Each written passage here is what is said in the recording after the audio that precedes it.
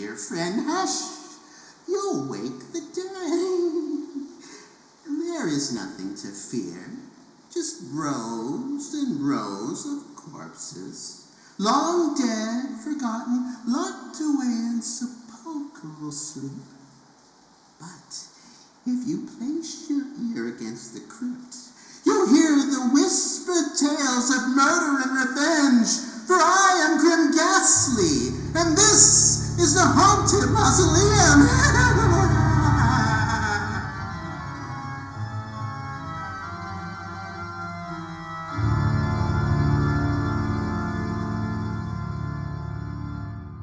Tonight, the Haunted Mausoleum presents Arms of the Flame Goddess by Francis James, brought to you by Dr. Bing's Oil of Dog.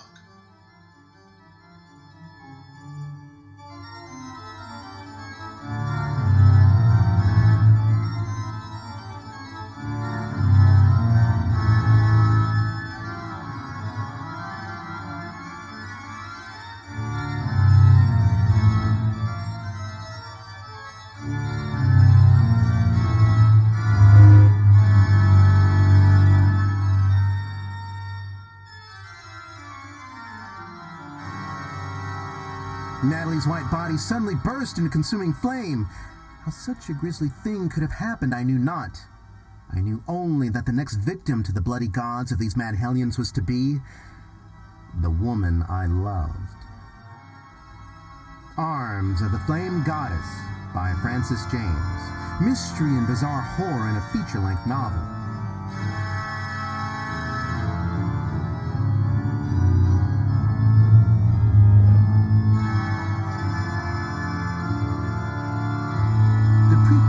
Of horror, sometimes strangely innocuous. Just a string of dancing dolls was the thing that brought the cold fire to kill 5 of our friends and send Helen behind madhouse bars. Paper dolls such as children scissor out of folded newspapers. None of us had expected to meet death that day when we went out for a late afternoon stroll in the woods around Monmouth Mountain. Just a summer day's jaunt. But it was an outing that was to lead us into the valley of hell. After rambling for an hour or so, laughing and chatting, the 6 of us came out of the trees onto the crest of a little knoll. And then, at the sight which suddenly leaped at us, we came to a standstill. And I, for one, felt my very spine go cold. 50 yards away, a man stood with whips of thorns in his hands. Save for a dirty rag twisted about his loins, he was stark naked.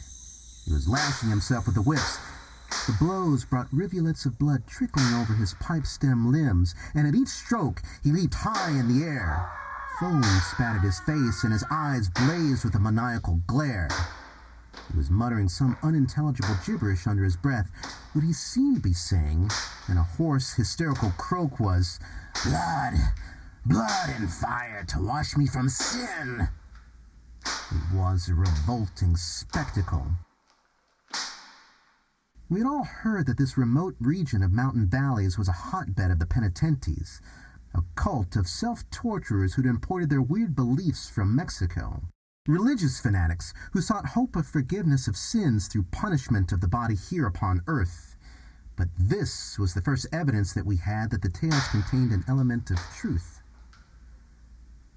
We all stood spellbound an instant, and then I broke away from the others.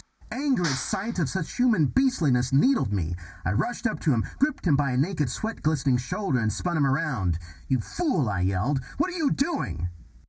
He whirled to snarl through bared teeth. He brought his thorn whip slashing across my face. As I stumbled away, he jerked from my clutch and went galloping into the bushes. The others came up, and we all ran after him. There was no sane reason for this, for we knew the danger of meddling in the affairs of the clannish and hate-ridden folk of these valleys. It was some urge of horrified curiosity that sent us beating through the underbrush on his heels. A dip in the ground shut him off from our view. A moment later, we came into the open again at the edge of a little glade. We rushed a step forward and then froze in our tracks. Ed Bradshaw's voice came in a gagged husking. "Great God, what is that?" The man we had been chasing lay motionless on the ground in the midst of a grassy plot. He was dead, but as we stole forward, we knew that it wasn't the flogging that had killed him. He had been burned to death. His body was charred to a blackened husk, crusted over with a queer hard shell that flaked off in crackling fragments as Ed poked at it with his boot. For a long instant there wasn't a sound, save the eerie croon of the wind in the trees and our tightened breathings. This was incredible. 2 minutes before we had seen him running, and now his carcass lay charred to a cinder as though it had been exposed to the blast of a holocaust. Helen, my wife, slid her hand into mine. It was a hand of ice. George Thornton's voice came thick with bewilderment. "He's done to a crisp, but there isn't any fire. The grass around him isn't even burned." We had stared from the dead man to one another's whitened faces. No human hand, it seemed, could have killed him. Only a power conjured from sorcery's depths. He had burned to death there where he lay, but the grass stems around him were still waving in green. In vain I told myself that I was a fool, trying to use reason to convince myself that it was some kind of a grisly hoax. Educated man though I was, I couldn't, for this was beyond reason. It was the voice of Natalie, Thornton's wife, that snapped us out of our horrified staring and brought us wheeling around. Natalie was a carefree and jolly sort, buxom, blue-eyed, and always laughing, but now she stood queerly white, staring down at the ground. Fear was in her face. "Look! Oh, look at that!" she cried. It was because they were so small that in our excitement we hadn't noticed the line of figures half buried in the weeds and grass. We saw now that they were dancing dolls, long strings of 6-inch-high cutouts linked arm in arm. From their nests of green stems they peered up with the pert, impish faces of sprites evoked from the netherworld. Such things as evil-minded children might have scissored and left to enclose the form of the dead man in a magic ring. But no children had been here. No one had been here. Mary Bradshaw let out a cry, her voice reedily thin and unnatural. "Dawn, let's go! Let's get out of here! I'm afraid!" We were all afraid. Horror rode on the cold that flowed out of the mountain caves to tingle at the roots of our spines. "Yes, we'll go," I muttered. I slid my arm around Helen's slim waist, started to turn her away, and then stiffened. For the undergrowth around us had suddenly come alive. Hunched, squatting forms could be seen, with gnome-like faces, as though a vent from hell had poured a horde of its denizens upon the earth. Their hands clutched sticks and clubs. The bushes rustled as they crept forward. Still, sheer terror held us transfixed, till a cry suddenly tocsined, "Kill! Kill! Burn them to death!" We turned then and fled from the picture of a dead man inside a ring of paper dolls, from the yells of those who wanted to do likewise to us. I don't know how we managed to keep ahead of them through the half-mile of wood road out to the place where we had parked our car on the highway. The terror of nightmare seemed rooting our feet to the ground. The last 100 yards, I snatched Helen up into my arms and carried her, and Thornton and Bradshaw did the same with their wives. The sun was close to setting as we dashed out to see the machine standing at the edge of the road. Yet there was enough light to show us the addition that had been made to it since we left it there. A string of paper dolls looped across the front of the windshield. I yanked the things off and flung them onto the ground. We piled into the car without a word. Sweat clammed the palm of my shaking hand as I fumbled the key into the lock of the ignition. I tramped on the gas and sent the car lurching and skidding around the sharp turns of the narrow road. Fast as I drove, it wasn't swiftly enough to shake us free of the terror that raced at our sides, that seemed to snatch at us from the shadow blots rolling down from the hills like swollen carcasses of octopi. We returned to the house of one of the natives, where we had engaged accommodations for the week or so that we had expected to be here. The business that had brought us to Monmouth Valley had started when Helen and I had been induced to join the other 4 friends who were in with us in buying as a speculation a large tract of woodland property. That had been some years before. I knew that the timber standing on our land was of considerable value, but I had opposed their suggestion to cut and market it. I knew this region hereabouts, and I hated the dark solitudes of the ridges and gloomy ravines. I feared the ignorance and sullen cruelty of its natives. But when there came to us a report of oil, apparent in several places, the importunities of my wife and the others became too insistent to stand against. My first suggestion had been for the other two men to come with me to investigate the truth of the reports. But the girls vetoed the idea of being left out. "I'm an owner as much as you are, and I'm going too," Helen had exclaimed, her eyes sparkling. That was like Helen. Petite, brown-eyed, and vivacious, she was a live wire of eager vitality. For the 5 years of our marriage, she had been my partner in everything, mind, soul, and body. I loved her with respect for her fine brain, devotion to her loyalty, and a hunger for her lush, perfect womanhood that held still a lover's ardent heat. The other wives, too, had insisted on coming, and so we made up the party. We had arrived some 3 days before, and from the information we had so far gathered, the prediction of buried riches seemed to have something. It looked as though we might be in for a cleanup. But I couldn't be easy in mind. The natives hated us, strangers coming to disturb the vice-ridden isolation in which they delighted. In the squalid little village which formed their metropolis, something foul and obscene seemed to breathe in the very air. When I saw the sin-bitten countenances and piggy eyes of its inhabitants fastened on Helen, I would have given 1,000,000 if she hadn't come. And now the dead man in the woods and the paper dolls, and those dolls too across the front of our car. What sense in that macabre mingling of childish toys and hideous death? It was the revolting prank of a ghoul. I looked down to meet Helen's eyes turned up to mine, and I knew that the smile I strove to make reassuring was twisted and white.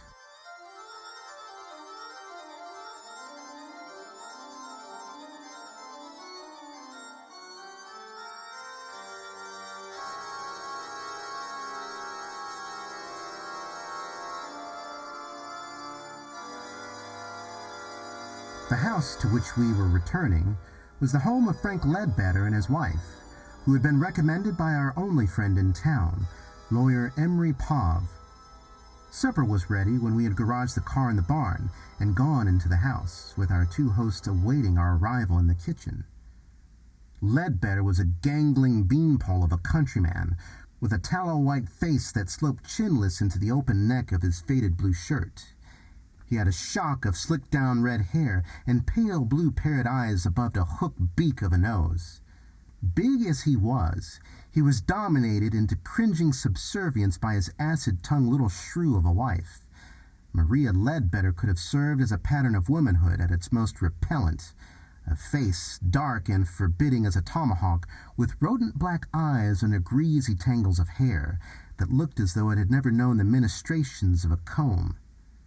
We ate without much conversation, for the memory of what had happened lay like something dead in our stomachs. Finally, I leaned toward the farmer and suddenly asked, "Did you ever hear of a man being burned to death without any fire?" The man's fork dropped clattering to the table. He shot me a glassy-eyed stare. He lifted a big white hand matted with reddish hairs to paw at the wattled flesh under his gullet. "He didn't pay up," he managed to mutter at last. "They hexed him to burn." "Whom didn't pay?" I exclaimed. "Pay what?" For a long moment, while Ledbetter stared at me, there wasn't a word spoken. Bradshaw sat motionless, his square, heavy face with the mop of black hair tensely alert. Thornton's lean, intellectual countenance, with the brilliant blue eyes, was sharp as a hound's on the scent. Whether the farmer would have told us more, I do not know, but his wife, standing behind at the stove, half turned to rasp out a cry discordant as a raven's croak. Ledbetter flinched as though he'd been lashed by a whip. After that, he wouldn't utter another word. The meal was finished in silence. Rising from the table, I left the house and went out onto the piazza. I wanted a chance to try to focus my thoughts, to try to figure some sense out of these fantasies. In a moment, Helen joined me to wrap both her arms around one of mine and huddle against me. It might have been for 5 or 6 minutes that we stood there, staring at the black wall of the forest only a short distance away. And then I heard my wife's breath in a swift indrawing as her grip tightened around my arm. Out there among the trees, lights were moving, pale will-o'-the-wisps that flitted through the gloom like torches of ethereal fire. And then came something more incredible yet, for the fires seemed to take on the shapes of women dancing, linked hand in hand like the paper dolls, slim nude shapes that swayed in spectral minuet. And now they seemed to be beckoning to me, luring, taunting with an invitation of Circe-like wantonness. Foul, unclean things were whispering. I felt their snaky crawlings across my brain, for I was aware of an amazing emotion, a longing to go there, to those women. I knew a cold clutching of incredulous fear. I, as an educated man, couldn't believe in any rot of supernatural powers such as was driving the Ledbetters cold with fear. But what could have happened to me to make me so unlike myself, to make me sweat with unnatural desire to clutch those naked women in my clasp? It was as though the hex sign of the dolls on my car, despite my disbelief in them, had distilled a subtle poison into my soul. What a dreadful thing might have taken place the next instant, I don't dare think. I was tugging impatiently at Helen's hands to free myself when steps sounded behind, and Bradshaw's voice came in a gagged shout from the doorway. What he husked out in terror was, "Collier! Come in here! For God's sake, come into the house!" His voice sounded insane, devoid of all meaning. It rose from a strangled sobbing to lash the air in dull iterations.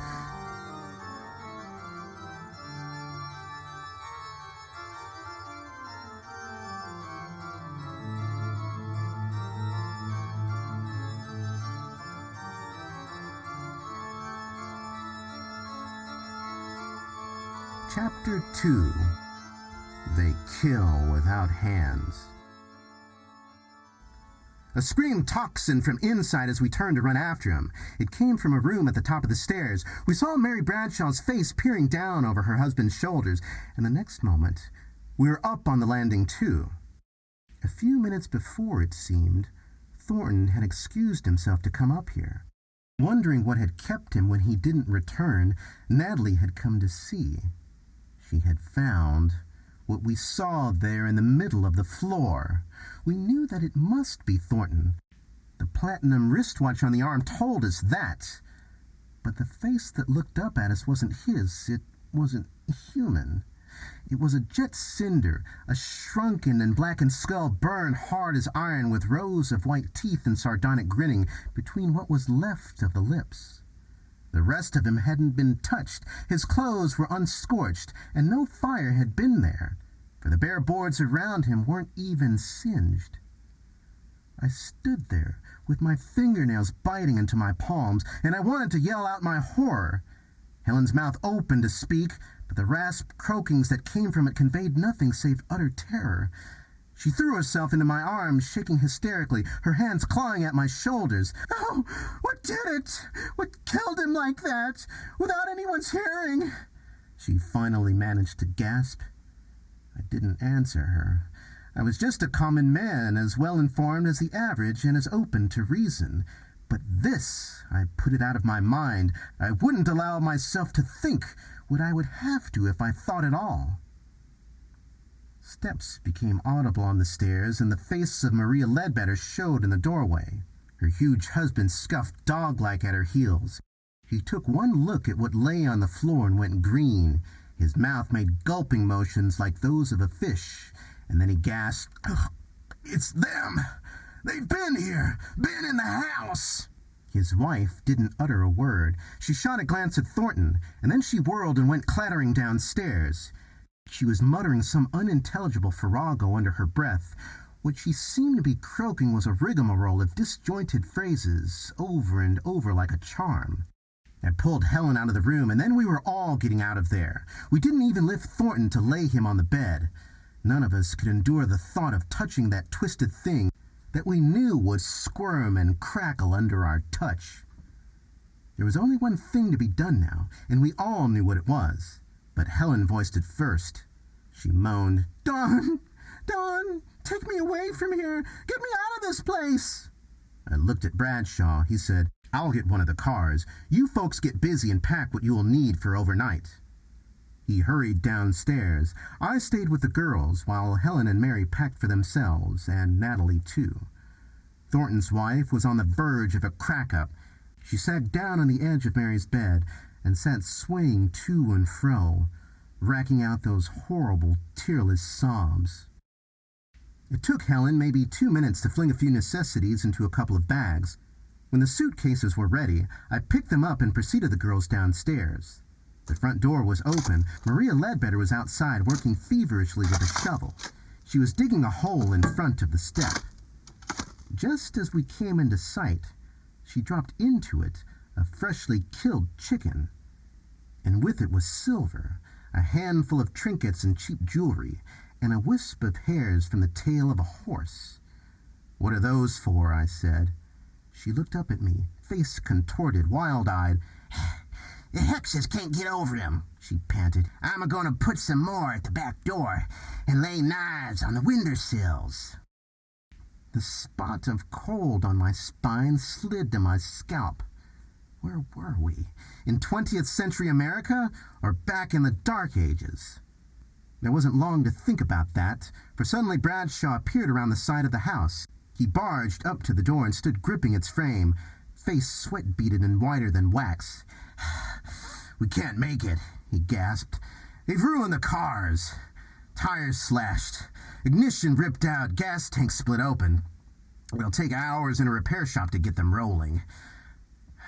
For an instant no word was spoken. Something sightless and cold seemed to pass over us. The shadow of death.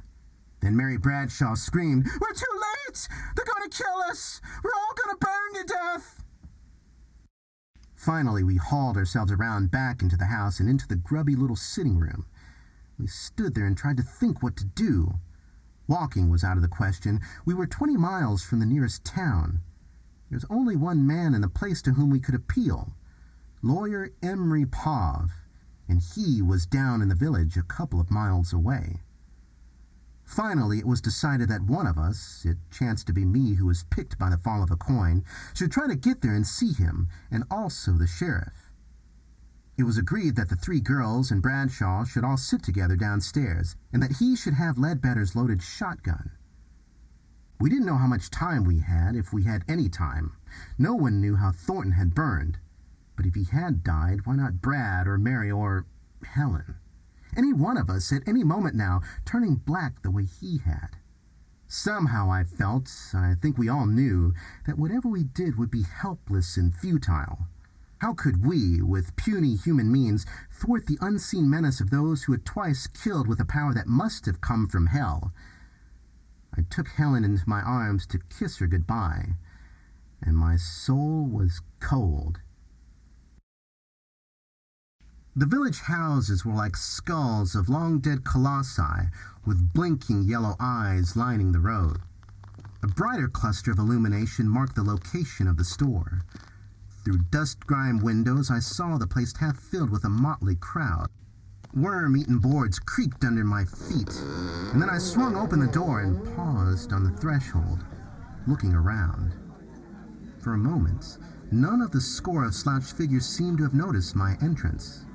In that instant, before a word was said, I noticed again a fact that had puzzled me more than once before, that many of them wore in the lapels of their coats small buttons, as though marking membership in some order. The design of the emblem was a face of scarlet against a black background, and what a face! A miniature replica of a Satan with beady green eyes and sprouting horns. I raised my voice. "Can anyone tell me where to find Emery Pov?" A few heads turned to cast black glances back at me, but save for that, my inquiry elicited no response. One pimply-faced youth stood slouched against a wall, eyeing me. I approached him, money displayed in my half-open hand. "Want to make $5? I said. The lad's eyes lighted greedily as he pocketed the bill. "Doing what?" he said in a high treble. "I'm after a little information." I stepped closer and lowered my voice. "Did you ever hear of men that go around in the woods with whips, flogging people?"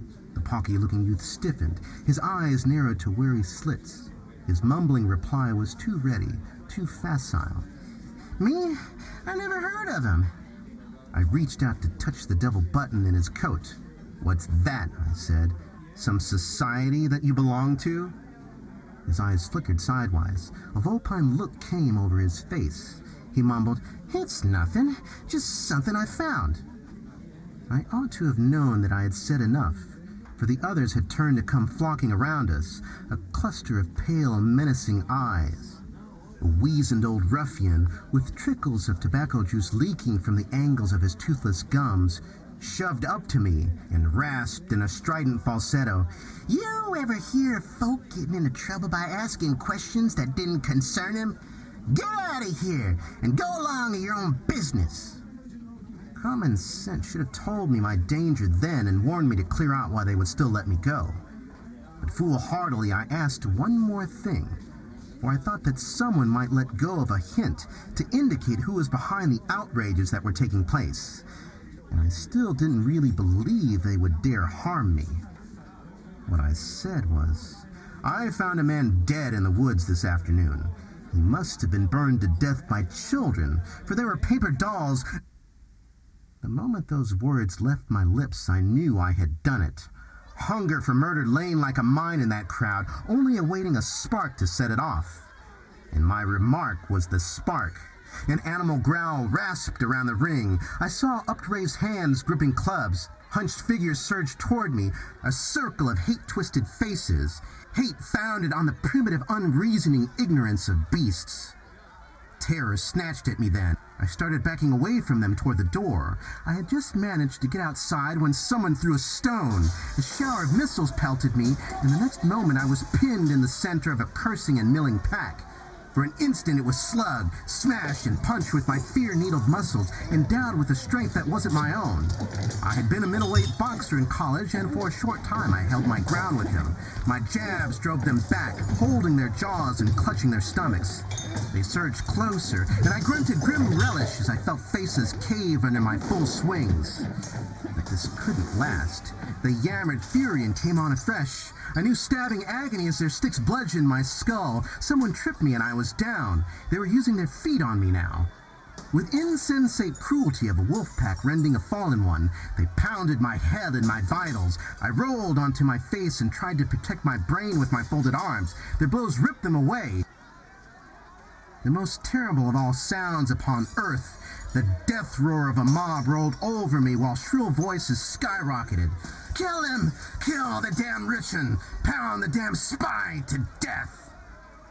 Only feebly now could I strive to cover myself, for my numb muscles were almost done. I knew they were killing me. I sobbed prayers for mercy, and I heard them laughing in mockery as my senses slipped into oblivion.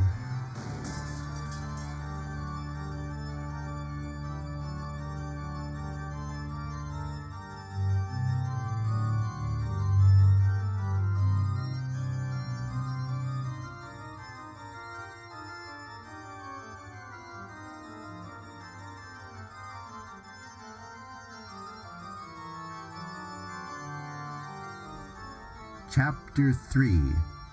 The Punished of God.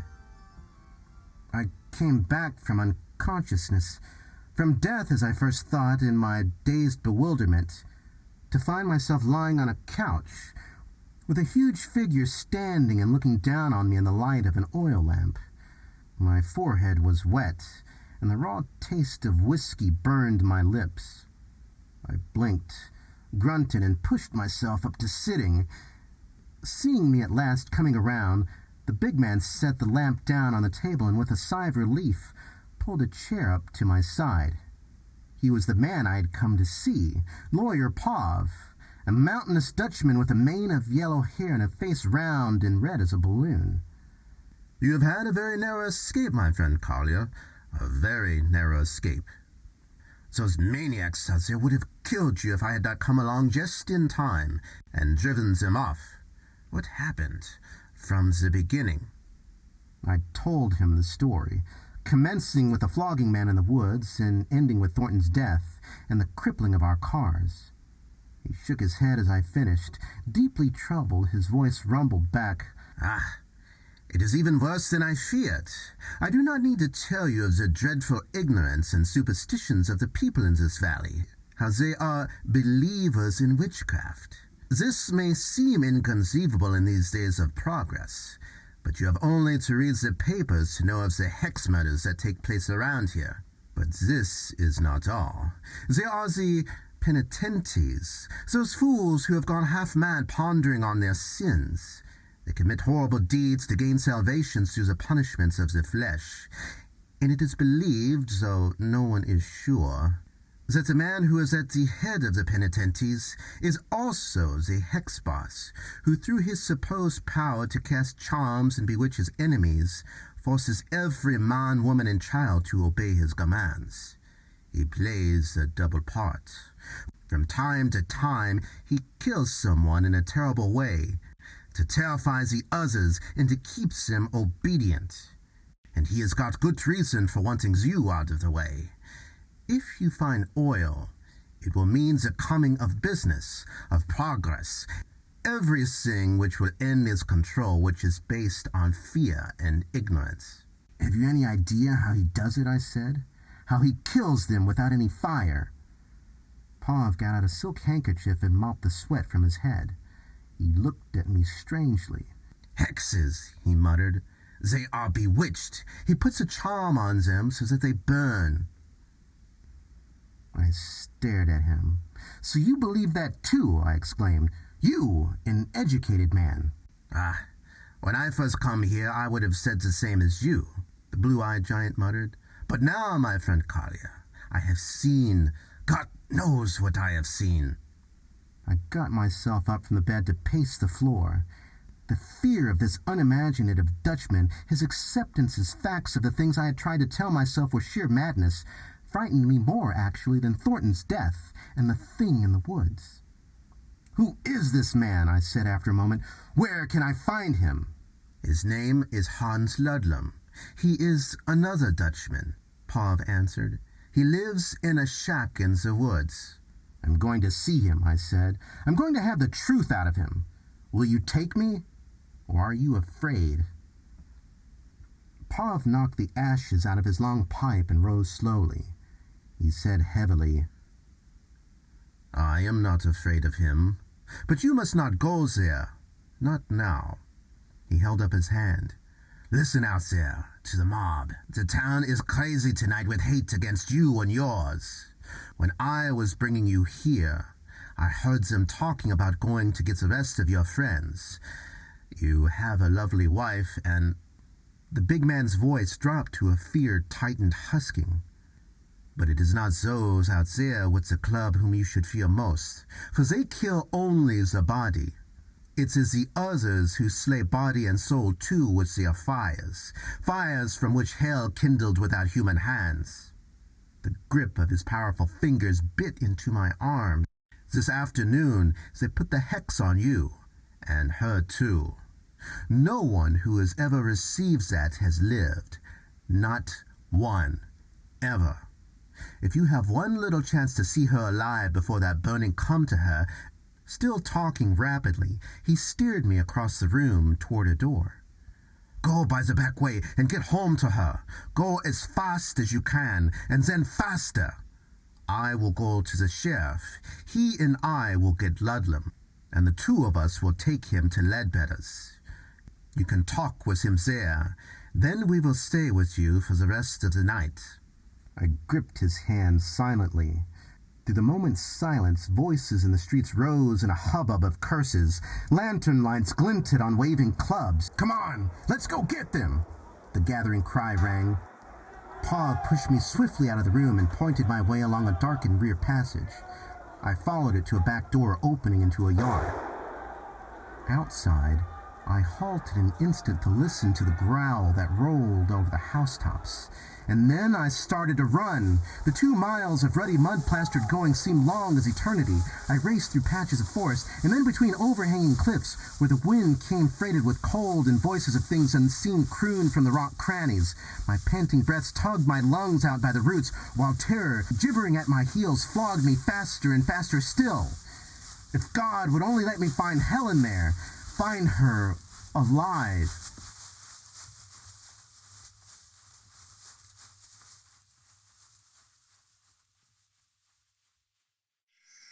When at last I pounded into the yard, I took one look at the house, and my heart dropped like a lump of lead into my stomach. The front door sagged awry on shattered hinges. The windows gaped with splintered panes. The mud in the yard was chewed into quagmire by the milling of many feet. I raced up to the door, and I stood there rigid an instant before I could move or speak.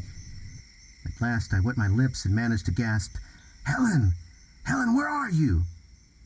There was no answer. A ribbon window shade slatted back and forth. A vagrant wind was wandering through the dark hallways. It swayed the flame of the single candle that stood on the table, as though tugging at it with spectral fingers. Somewhere a dog howled. I stumbled in over the threshold and caught up the candle. From room to room I stormed. I cast wild-eyed glances into dark corners. From time to time I halted to sob out her name.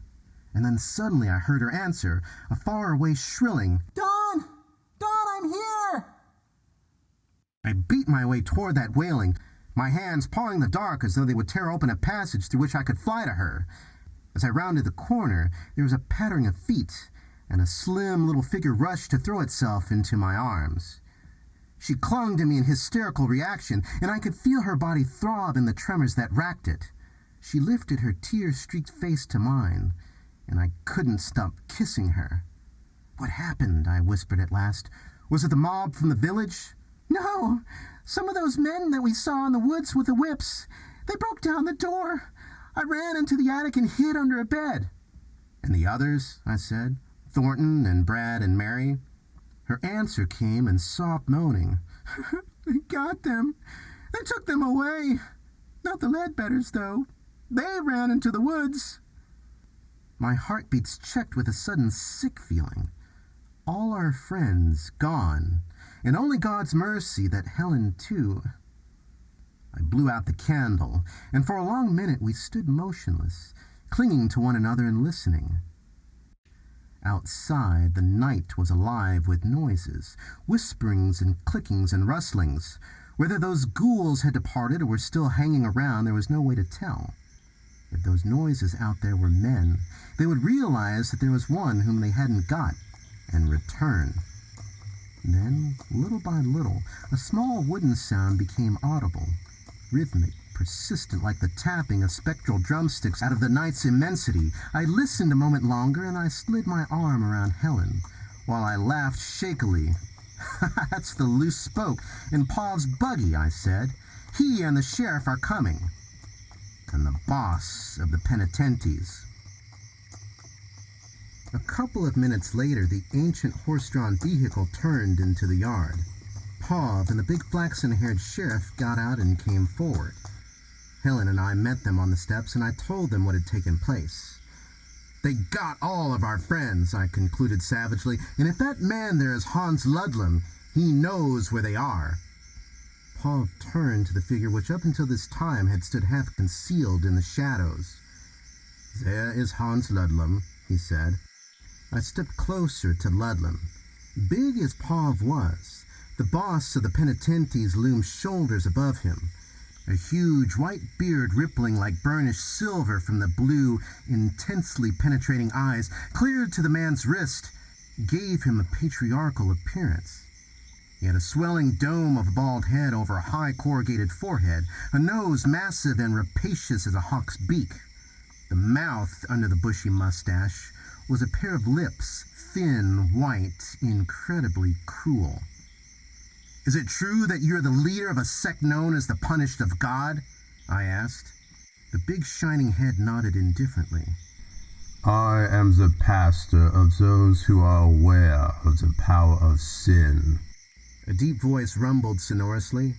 And your adherents torture themselves and one another by voluntary floggings? I continued. Christ was flogged with the whip of thorns before he died on the cross. The patriarch intoned. Can we, wretched mortals, do anything than accept punishments for our sins in the same way? And you practice witchcraft as a sideline, I went on. You keep this valley of ignorant people in slavery by working on their superstitions. You kill men and women to keep them subservient to you.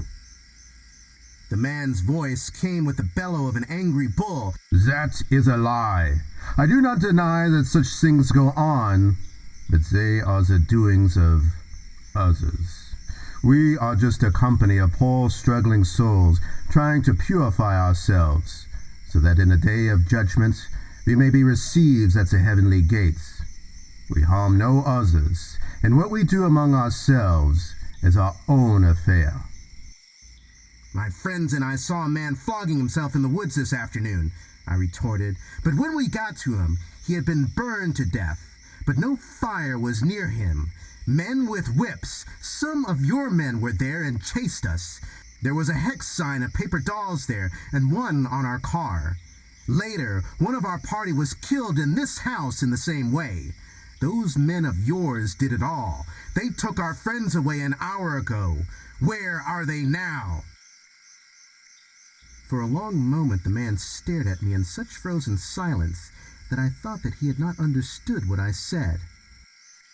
Then suddenly he leaped at me, club fists beating like pile drivers. They came down on my shoulders, and one smash of them beat me to my knees. I tried to jump backward, but they found me again. They pounded my head and the back of my neck. Their blows rang on my cranium till they filled it with shooting stars. Pav and the sheriff were after him now. He drove his great knotted hands into their faces like rocks at the ends of piston rods. They staggered back, gasping through spurting blood. They rallied and charged him again, and he beat them like puppets. They were gone now, taken to flight, and he whirled to where I was just staggering up to my feet. He blasted me down again. His fists were hammers of Thor, beating the life out of a squirming pygmy of a mortal man who twisted and groveled this way and that to escape from their punishment. Finally, he paused to get breath. Like a mouse fleeing a torturing cat, I dragged myself, half crawling, half running up into some bushes. He didn't follow me. I heard him muttering under his breath as he turned and went stamping out of the yard and off down the road. I got myself up on my feet and stood leaning against a tree, panting and spitting blood. I felt as though I had been pummeled by the hooves of a horse. I wiped tears and sweat from my eyes and looked around for Pav and the sheriff. I couldn't see either of them or the buggy. And then the spine-tingling realization came that they had fled, terrified at Ludlam's berserker onslaught. They had left Helen and me to his mercy. Helen! What had become of her? I looked wildly around, gasped her name. Footsteps sounded and she was there, shivering against my side.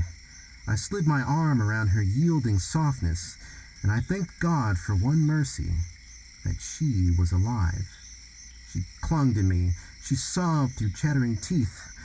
What are we going to do, Don? Where can we go? Tried to get back to town, I guess, I said. Get back to Pav's. He's a coward, but he'll take us in.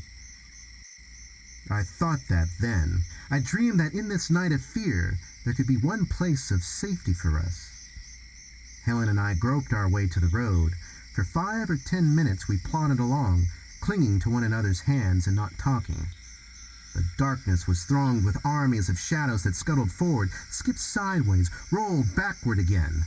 Shadows of rocks and trees, or we couldn't tell. We slid past them, cringing, and the leaping of their swart arms at us brought showers of gooseflesh tingling our spines. And little by little, I was convinced that they weren't shadows of inanimate things. The croaking of frogs in the marshes had been the only sounds for a while. Then from behind came rustlings and grittings, squishing of feet. rumble of guttural whispers. The roadway was clogged with a jumble of forms whose whiplashes zigzagged across the stars. There they are! They're coming for us! Helen's cry spurted, and then we were running, stumbling and tripping, slewing through mud, racing as we had never fled before. I pulled Helen along by one hand, and visions of Thornton's cindered face and the circle of paper dolls twisted an iron hand in my vitals. How long or how far we ran, I wouldn't know.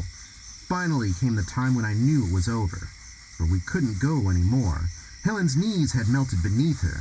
I had swept her up into my arms. Now I too was winded, retching for breath and spitting blood. Her voice came half-strangled from where her face was crushed into my shoulder. Don't kill me. Kill me now with your pocket knife. Don't let them get me, she sobbed. Not to die the way Thornton did. Do it now, Dawn. Quickly, while I'm kissing you.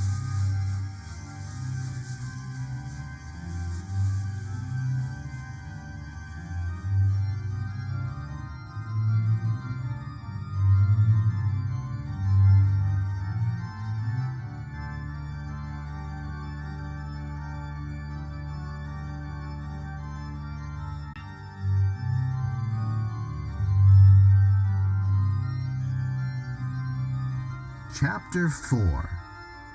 Fingers of Doom. With my free hand, I fumbled for the knife in my pocket. She was right. Better death at my loving hands than the tortures of those sadist beasts, and that was something for which the Almighty would forgive me on Judgment Day. Wildly I groaned as I kissed her. I would have done it in the next instant, had I not suddenly caught sight of a light in a house window. And perhaps, even so, it would have been better. Perhaps she would be happier now. Perhaps I would be spared the nightmares that are slowly driving me mad, if I had opened a vein in her little white throat. But the house was there, just a short distance ahead, and I flogged my legs in a frantic sprint. Sagging piazza boards creaked under my weight as I rushed up to the door. I didn't pause to knock. I pawed for the latch, burst open the door, and threw myself over the threshold. Before looking to see who was there or explain to them, I spun around to find the bolt and throw it across. I set Helen down on her feet. White fires were searing my innards, and for a long minute I sprawled against the wall, gasping before I could utter a sound. The floggers are after us, I finally managed to pant. There were two of them in the poverty-bare kitchen, a woman and a man, the poorest type of the most ignorant inhabitants of the valley, ill-clad, ill-nourished, vacant-eyed. At my words, the woman let out a moan. The man's jaw went limp. You say they're out there?"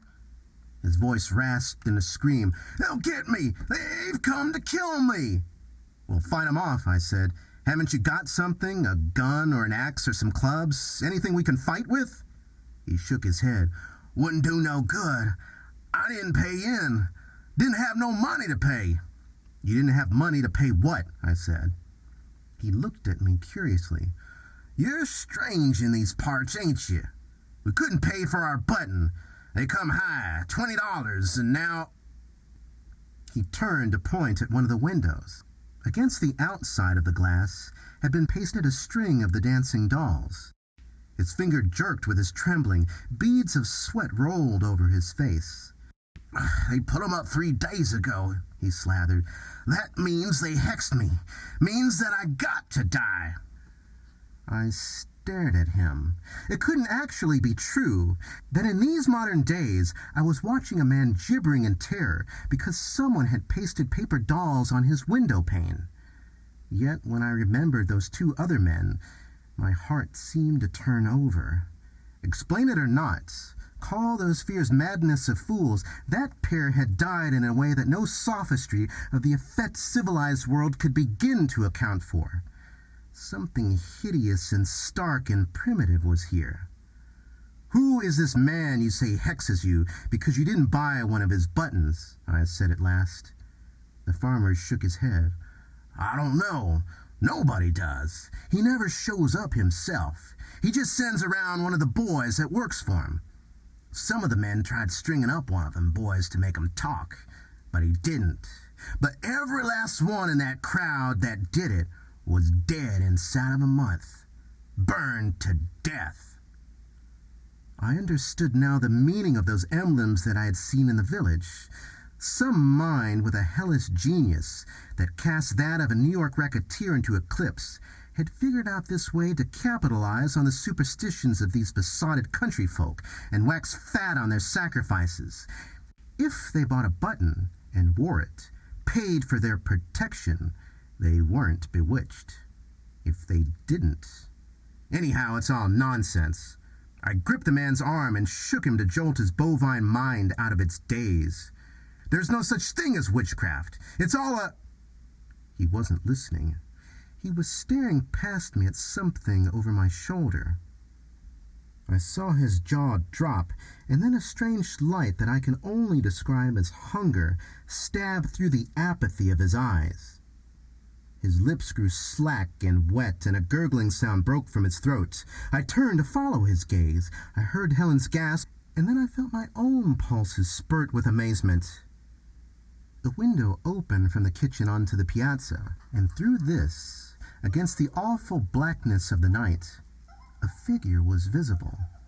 It was that of a young woman, utterly nude save for a gauzy scarf around her slim loins. She was of a witching Circe-like beauty, her gaze fastened on us, on both of us men. And I, for one, couldn't withdraw my eyes. Her look held a pagan allure, knowledge of age-old power, of things beyond words, of the stark and primitive instincts that call from woman to man. She stepped back from the window so that her whole figure was visible. Her arms rose over her head, her slender body taut and standing on tiptoe. She seemed to be reaching to draw down the tide of white light onto her bosom. Like a naiad of ethereal and inhuman beauty, she stood there, quivering, breasts hardened and throbbing, a thing not of this world, thrilling to the call of something born of the night and the moon's radiance. Her arms dropped, lascivious ripplings passed through her, writhings of a cat in throes of desire. She lifted her breasts in her cupped hands, holding them toward us. A choked cry burst from the farmer, and then I saw him rush past me to claw at the bolt securing the door. Sweat stood on his face. It was the passion-gripped face of an animal. His wife let out a scream. She ran after him to pound his hands, trying to beat them down from the latch. Failing in that, she flung herself on him, battling with all her frenzied strength to drive him away. He shoved her angrily one side. He shot back the bolt, wrenched the door open, and dashed out. And I ran behind him. I didn't at that time understand what had prompted me to do that.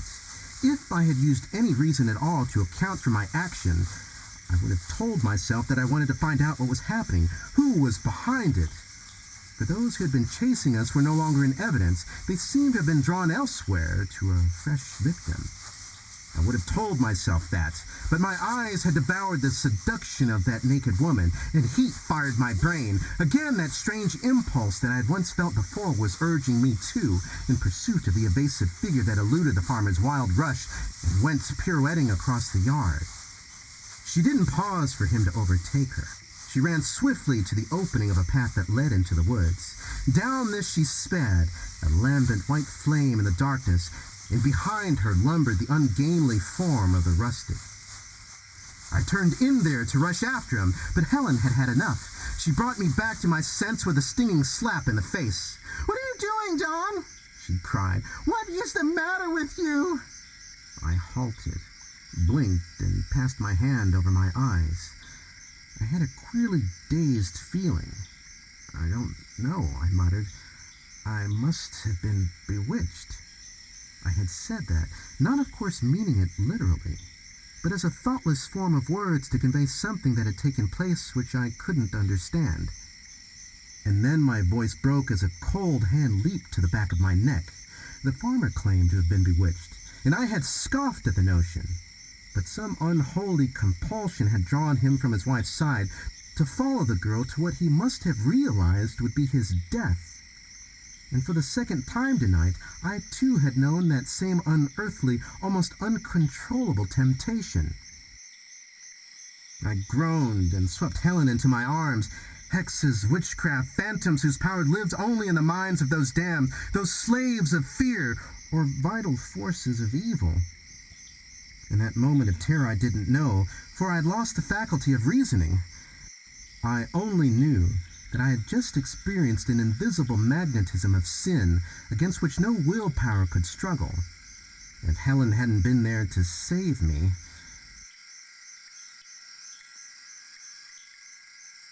Sweat stood on the palm of my hands as we turned and started back toward the road.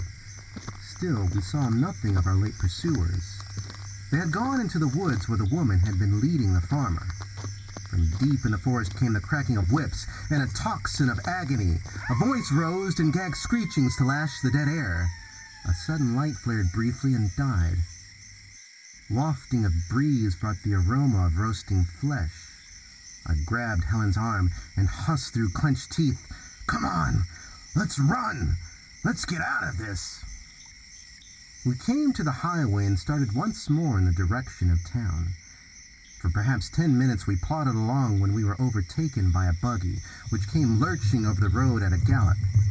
It drew down to a halt, and the face that peered from around the side curtain was that of Lawyer Pav.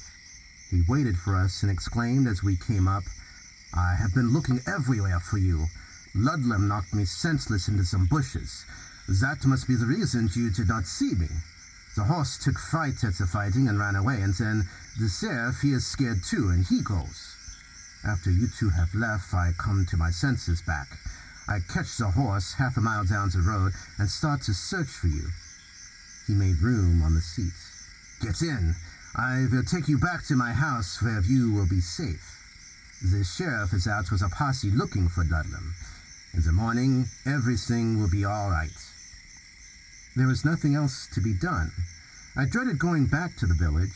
I feared to stay at Pav's house, for his story of that last half hour sounded fishy. Between him and Ludlam, I had seemed to sense some unspoken understanding. Suppose he himself were in with the bearded giant, was the boss of the hex business. But we had to go somewhere. The lawyer's house seemed the only hope. If I had realized it then that there was no hope, not any at all. Pav arrived at his back door by side streets, avoiding the crowd that still milled in the main thoroughfare. The first faces I saw when we got inside were those of Ledbetter and his wife. "They came here to get taken care of, too," Pav explained. I went up to my erstwhile host and said, "Have you got one of those buttons?" He stared at me for an instant as though tempted to say that he didn't know what I meant. Then his face twisted as he said, "No, I ain't got one. Maria won't let me. Says it's all nonsense to pay $20 for a hunk of glass." I said, "Are you afraid? Really afraid?" He licked his parched lips. He darted a look back at his wife, her narrow face alive with a vulpine ferocity. "I'll say I'm afeared," he husked. "Maria wants for me to get killed. That's why she won't give me no money for to pay up. She wants him to hex me." The farmer produced a flask from his hip pocket and held it out. The liquor was the vilest of rot gut, but its raw scorching against the walls of my stomach gave me a synthetic courage that I badly needed. I took 2 drinks, long ones. It was late, long after midnight. Pav came, proffering beds, but I declined for Helen and myself. This was one night that I didn't dare close my eyes. The Ledbetters, however, accepted and departed to leave Helen and me alone in the small sitting room. She stretched out on a couch while I pulled a big chair up to her side. Hands linked, we listened to the buzz of excitement now dying away in the village. The place seemed to be quieting down, yet I couldn't relax. Visions of terror rocketed through my brain. Thornton's face with the grinning white teeth, the demoniacal power that radiated from the patriarch of sin, Hans Ludlam, our 4 friends gone where, suffering what God only knew. We too had so far escaped, but would they leave us in peace now? Was Pav himself the boss of the Hexers, and had he brought us under his roof to make the rest of it easy to arrange? Minutes dragged into eternities, while terror sat the night watches with me.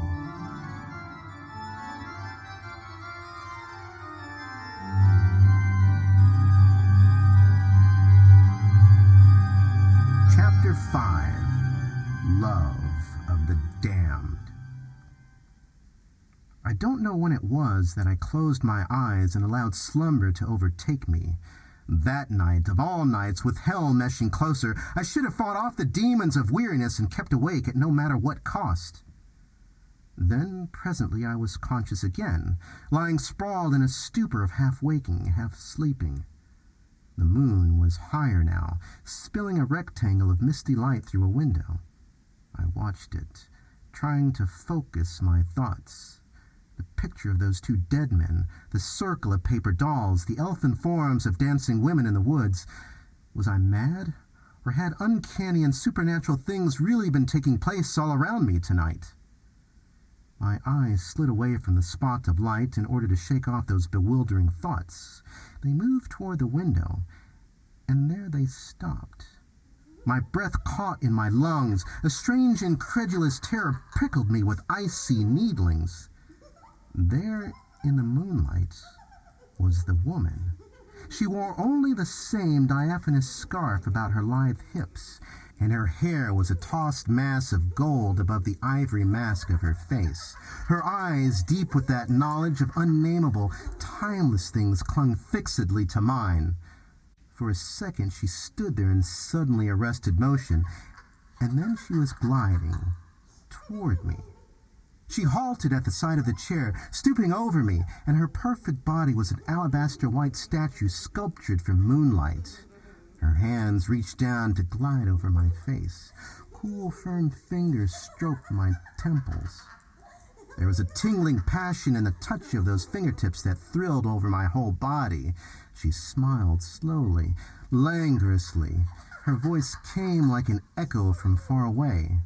What was she whispering, I couldn't tell, but the cadence of her voice vibrated answering strings in my brain.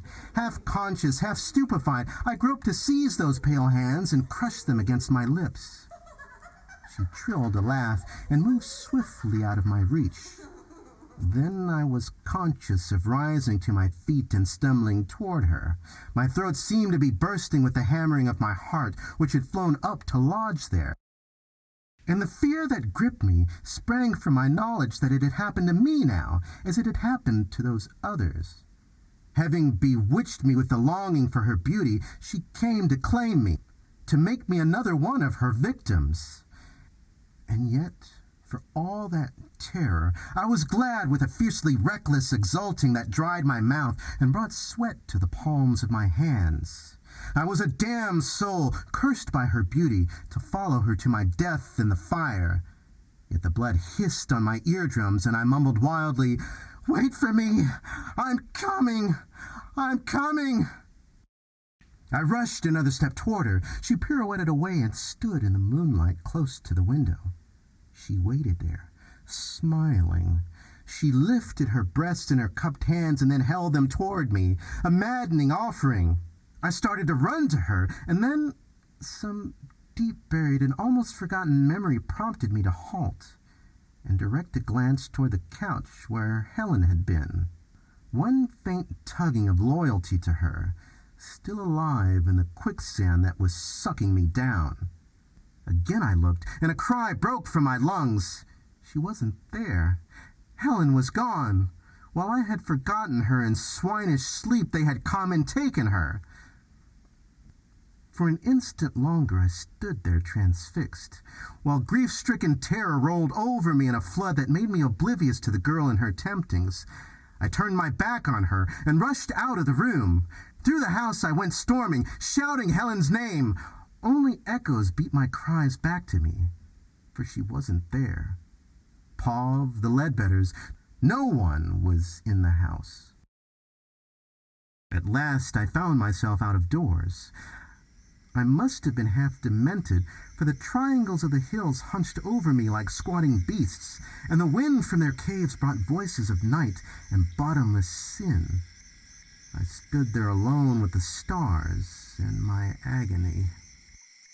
And then at last I was aware of the woman again. She stood near me, swaying slightly, a wind-blown lily against the dark, waiting and beckoning.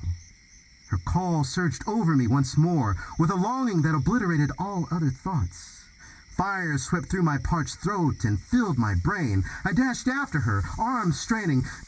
God forgive me, with my wife carried away to torture and death. I raced after that naked woman, and choked cries burst from me, imploring her to come to me, to wait till I could catch up. She didn't pause. She ran, scarcely seeming to touch the ground with her twinkling white feet. By deserted back roads she led me out of the village, and now she had turned into another narrow way into the woods. Down this she sped, whirling, spinning, gyrating her nude body like a woodland sylph in the moonlight. No words can possibly portray the weird, uncanny loveliness of that spectacle.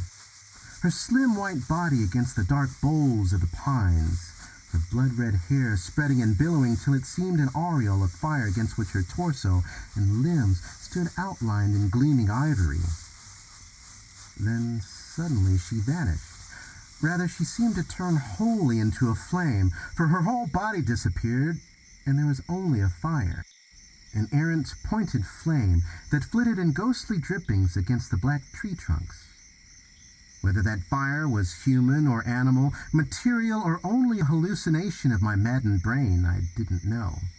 It was a will-o'-the-wisp that led me sweating and panting through the bogs and across fallen trees, gasping incoherent cries while I fought to get near enough to clutch its flickering into my arms.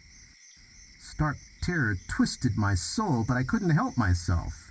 Honor, my duty to Helen, my love for her, all seemed windy words without meaning. The only thing that mattered was that leaping, gyrating figure of passion incarnate, passion whose attainment would bring my death, as Thornton had died. Suddenly the woman vanished completely, blotted out as though by a veil of enveloping gloom. And the fire, too. I came to a sudden standstill and stood breathless, staring while my figure went rigid as stone. As my eyes focused to take in my surroundings, I became aware that I stood at one side of an open space among towering trees. The area was half filled with raggedly clad figures, some in Mexican costumes, clutching whips. The flames of a bonfire in the midst of the circle etched their faces in crimson and black, countenances inhuman and fanatical cruelty. They could have been imps of hell, cavorting around a furnace mouth of its infernal depths. But those furies weren't alone there. My horrified eyes counted other faces. Bradshaw and Mary, Natalie Thornton and Helen. Brad and his wife and Natalie they had stripped naked and tied to stakes. The penitentes pranced around them in a march, bearing whips pointed with steel barbs. They whooped in glee as they laid on the flagellations. Garment by garment they ripped off their own clothes till they were stark naked. They lashed themselves, too. They leaped high in the air at the pain, grotesque plunging figures that seemed to have been whelped from earth's hidden horrors. The rout grew frenetic. Their shrieks held wild ecstasy of devotees approaching ultimate frenzy of pain rapture. I tried to identify some of the faces, for I told myself that if I ever got out of this alive, I would invoke the help of the governor to wipe out this unspeakable cult. In the uncertain firelight, I couldn't be sure. Of only one individual was I positive, of a huge, white-bearded form that I suddenly spied, standing behind a screen of bushes and watching the proceedings. Hans Ludlam. My hand groped over the ground, seeking a club. If I could find a weapon and creep around in the rear of this Satan, I could strike one blow to bring an end to this racket with the dashing out of his brains. I hadn't crawled more than a few steps in my search when I froze to crouch staring into the circle. A curse sprang to my lips, for they had taken Helen down from her stake and brought her into the ring. She was still clothed, and for an instant they contented themselves in disrobing her. I had to kneel there, helpless, and watch that.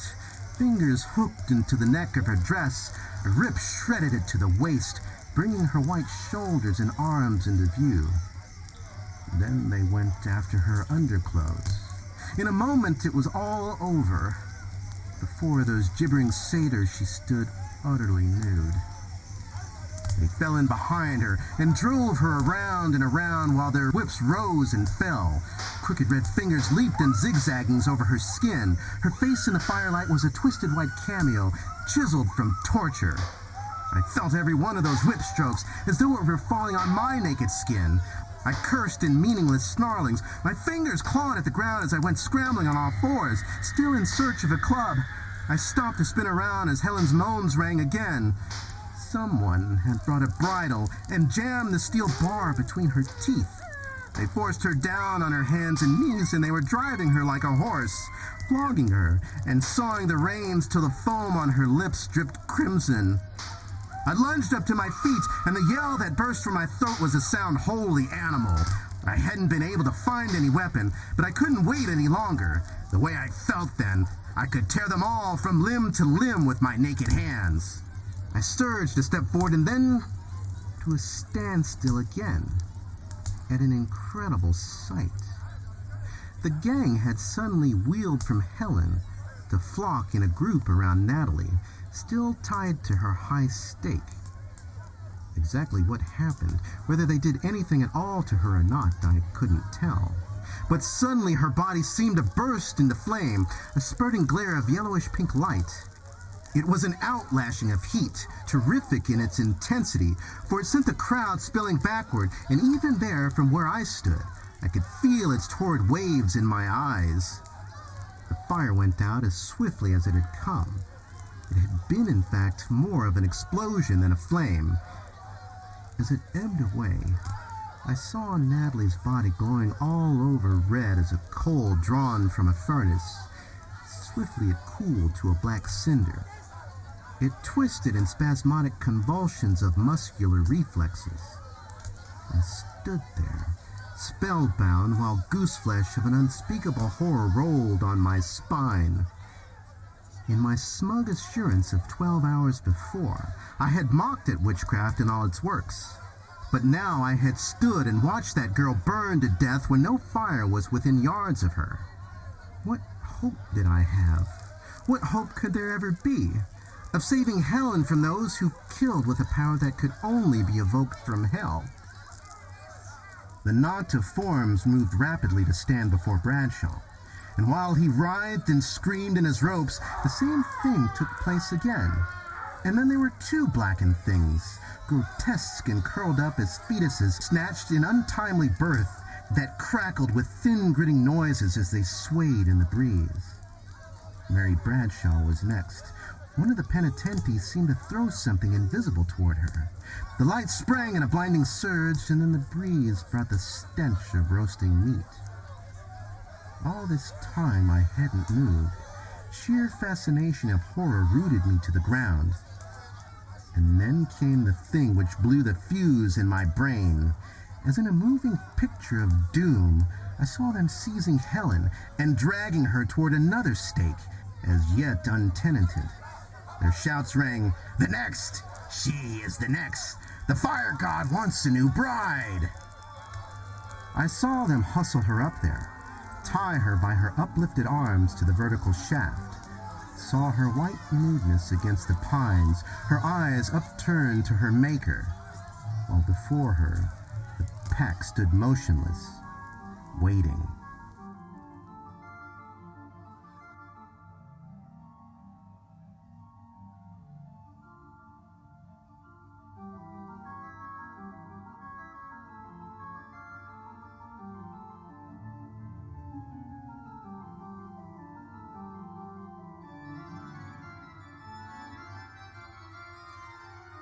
Chapter 6. Damnation's Picnic. I had no weapon of any kind, only my naked hands, as I smashed through the undergrowth into the open. Neither had I any real hope of fighting off that mob single-handed and rescuing her.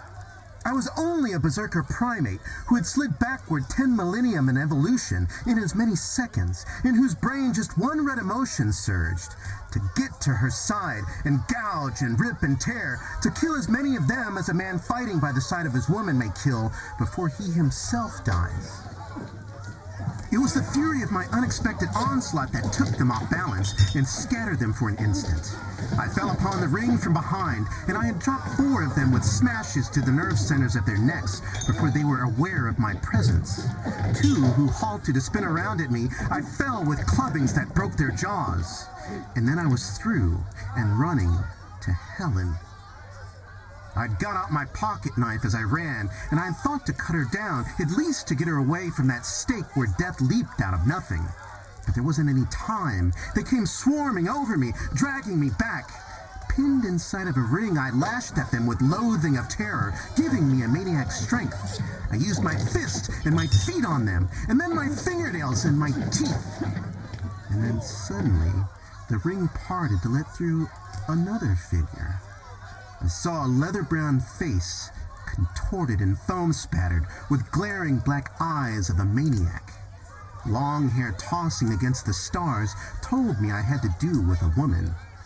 But no qualms of chivalry need have kept me from slugging her, for she fought with the ferocity of a she-panther. With a screech, she flung herself on me. Her hands, equipped with fanged claws, lashed at my face. Long, dirt-clogged nails dug into my eyeballs. Horror-thrilled, I recoiled from her fury.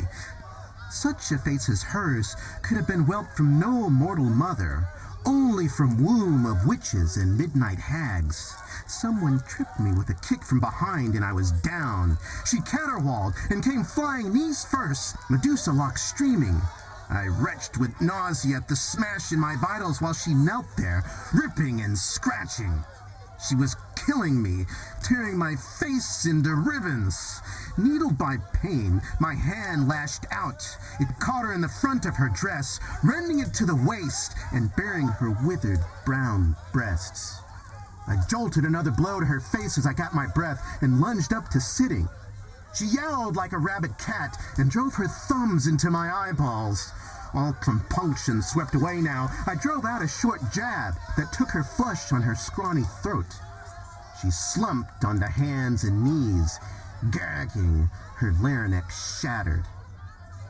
Somewhere in the maelstrom that seethed around me, Helen screamed. I gathered myself for a leap back to my feet, but the mob surged in, and their clubs beat me down again. I was crawling on hands and knees while their whips found me. Helen sobbed again, and the sound of that tortured wailing seemed to burst something inside of me. God, I had to get to my feet and go to her before there came another puff of that pink fire, and her body swinging there, a blackened pendulum. But I couldn't rise. There were too many for me.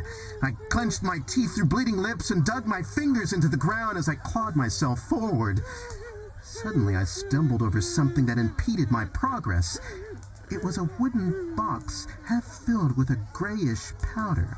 In frenzy, I snatched it up and whirled to throw its contents over my shoulder into the faces and eyes of my tormentors. It blinded them for an instant, and as they stumbled back, I attained my objective, the edge of the bonfire. Long, heavy sticks, only partially burned, projected around its rim. I snatched up one of them, and with the thing in my hands, I leaped to my feet. Armed now, I rushed at them. With the blazing end of the brand, I belabored their bodies and faces. And suddenly, something took place which caused me to let fall the stick and stand gaping in amazement. Where sparks flew from the stick to light upon the irregular patches in which the powder had landed on the men it adhered, there burst out of those explosions of incredible heat. Some with faces half burned away, others with cindered cavities where eyes had been. Still others wearing jagged black shawls draped over their chests. They shrank from me to throw themselves on the ground and lie rolling and shrieking in agony. The foul, horrible smell of burning flesh filled my nostrils, and a fierce, tumultuous joy swept me. At last, my friends were being avenged. I left them yammering there and stumbled around to the stake, from which Helen's choked screams were coming. I didn't wait to get out my knife. With my bare hands, I wrenched at the cords that pinioned her crossed wrists. They parted, and her limp figure came tumbling down into my arms. I clutched her in the crook of one arm and wheeled back to face the pack, for I hadn't disposed of them all. There was still enough left to do their will upon us. Teeth bared like an ape, I gripped the end of my club and stood waiting. They didn't come. When my blurred vision cleared so that I could see again, I stared, transfixed with amazement. For another battle was in progress. A second group of men, armed with long flails, had come dashing out of the trees. They fell upon those of the tormentors whom I hadn't disposed of, and were engaged in bashing their brains with their 6-foot wagon stakes. The leader of the newcomers was the white-bearded boss of the penitentes, Hans Ludlam, and at his side, bellowing vengeance, stormed lawyer Emery Pav. A sound of sobbing brought my eyes back to Helen. She hung limp in my clasp. Her eyes lifted to meet mine, but she didn't recognize me. Through the blood-flecked foam on her lips, she was moaning dull, toneless screams over and over and over. I groaned with agony drawn from my own tortured soul. Fast as I had tried to come, it hadn't been soon enough. The pain and terror had been too much for her gentle mind. She had gone mad. I was still holding her crushed to me, kissing her poor twisted face and begging her to speak, when feet sounded at my side. The fight was over. Pav and Ludlam paused an instant, and then without speaking, strode forward to shaft the light of a lantern into the face of the woman I had hit in the throat, and of the man lying next to her, his face half obliterated by the strange burning. The revelation of their features didn't tell me anything new, for already I had divined that they were Frank Ledbetter and his wife. It was those two who was doing it, Pav's voice rumbled at last. They was the ones who'd been collecting $20 for buttons from everyone on pain of hexing and death. They fixed things up to make it look like the penitentes, so that Ludlam would get to blame. I myself thought he was doing it, till he came to me an hour ago and asked for my help. Their men with whips was all fakes. Those men you saw in the woods the first time was some of theirs. Ludlam and his people never hurt anyone. They just whipped one another and minded their own business. The Ledbetters did not want you here because they knew that sooner or later it would mean the ends of their business. They must have collected thousands of dollars. They must have been terrible rich. I stared at him, and even now that I understood, I was cold with the horror of it all. What a racket, and one possible only in a community whose members believe so implicitly in the power of witchcraft that they never question the genuineness of the things that seem to be taking place. And the woman who led the men into the woods to their deaths, I said at last. She was my little Ella, my niece who keeps house for me. The big Dutchman groaned. I did not know it. I had no suspicions. The Ledbetter woman got her to do that. She must have given her money and drugs. Many times I have seen her acting not herself, and I have wondered what is wrong. Those other girls that you saw from the house, dancing, are probably molls that she used in the same way. The man on whom the Ledbetters put the sign of the dancing dolls, without the victims knowing it. Some of their men must have got them to eat or drink something containing a drug that made them insanely sex-hungry. Ludlam went on as Pav halted, overcome by grief. And then, when the naked girls come, they could not help themselves. The instinct was too strong. They would follow them anywhere, even to death, believing all the times that they had been bewitched. Ledbetter gave me a drink of whiskey in your house, Pav, I exclaimed. That was how he got me. And the first time back at the house, it was in the food. When I thought that I saw the women turning into flames, it was hallucinations brought on by the drug. When the girl came to you, You could not help from following her, Ludlam said. But when you arrived at the place where they were torturing your wife, you come to your senses. The drug had not been strong enough. The big man took a turn up and down. But what I do not yet understand, he muttered after a moment, is how they did it with the burning, how one could be burned without any fire. I can explain that now, I said. I remembered the box of grey powder which I had hurled into the men's faces, and which had later burst into flame. There is a certain chemical, thermite, which can be ignited with a match and burns with a terrifically hot fire, hot enough to melt iron. It is used for welding together pieces of broken metal. If this thermite were mixed with a little grease to make it adhere, and the paste smeared over a person's body, it could be set going with just a match, and he would roast to a crisp in 5 seconds. Pod and Ludlam both stared at me, open-mouthed. "Then that is the way it was done," came the voice of the bearded giant. "In some way, Ledbetter, ignorant as he was, learns of that chemical and got a supply of it. Those men you saw in the woods had already spread the body of the self-flogging one with it before he started whipping himself.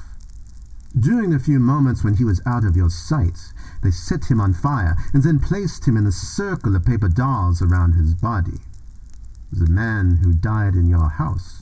"Ledbetter did that himself," I exclaimed. "He must have got Thornton upstairs alone, knocked him senseless with a club, and then in only a few seconds spread the stuff over his head and touched it off."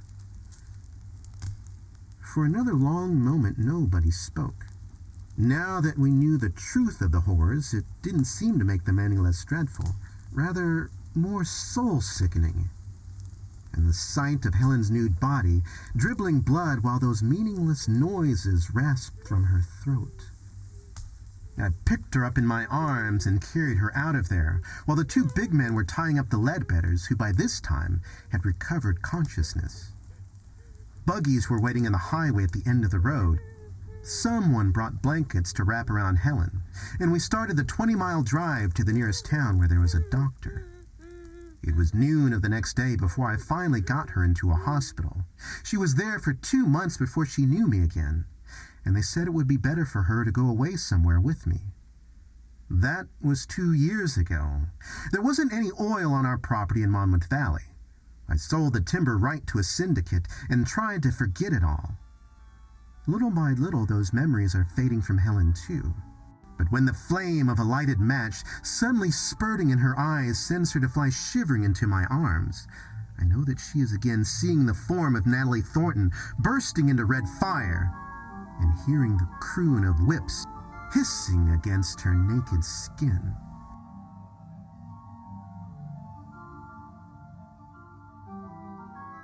You have just heard Arms of the Flame Goddess by Francis James, published in the April 1938 issue of Dime Mystery. This is your announcer, reminding you once again of Dr. Bing's Oil of Dog, the natural moisturizer. Ask for it in your nearest pharmacy. Good night.